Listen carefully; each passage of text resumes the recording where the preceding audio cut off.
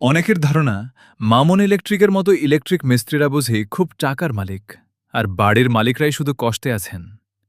অথচ বাস্তবতা হল, বিল্ডিং নির্মাণে লাখ লাখ টাকা খরচ হলেও কাজ শেষে একজন ইলেকট্রিশিয়ানের ন্যায্য পাওনা দিতে গেলেই যেন হাজার অজুহাত তৈরি হয়ে যায়। মনে রাখবেন, আমি মামুন ইলেকট্রিক, কারো দয়া করে কাজ করি না। আমাদের দক্ষতা, সময় আর পরিশ্রম দিয়েই আপনার স্বপ্নের ঘরে নিরাপদ আলো পৌঁছে দিই। কাজ চলাকালে দ্রুত শেষ করার জন্য প্রচণ্ড চাপ দেওয়া হয়। তখন বারবার বলা হয়, ভাই, কাজটা একটু তাড়াতাড়ি শেষ করেন। কিন্তু কাজ শেষ হওয়ার পর পাওনা পরিশোধের সময় শুরু হয় অপেক্ষা, অজুহাত আর লুকোচুরি। তাই মামুন ইলেকট্রিকের পক্ষ থেকে আজ আমার অবস্থান পরিষ্কার। যারা আমার ন্যায্য পাওনা নিয়ে টালবাহানা করবেন, তাদের কাজ আমি আর অগ্রাধিকার দিয়ে বা সময় মতো করব না। কারণ যেখানে পরিশ্রমের মূল্য নেই, সেখানে নিজের সময় ও শ্রম ব্যয় করার কোনো মানে হয় না।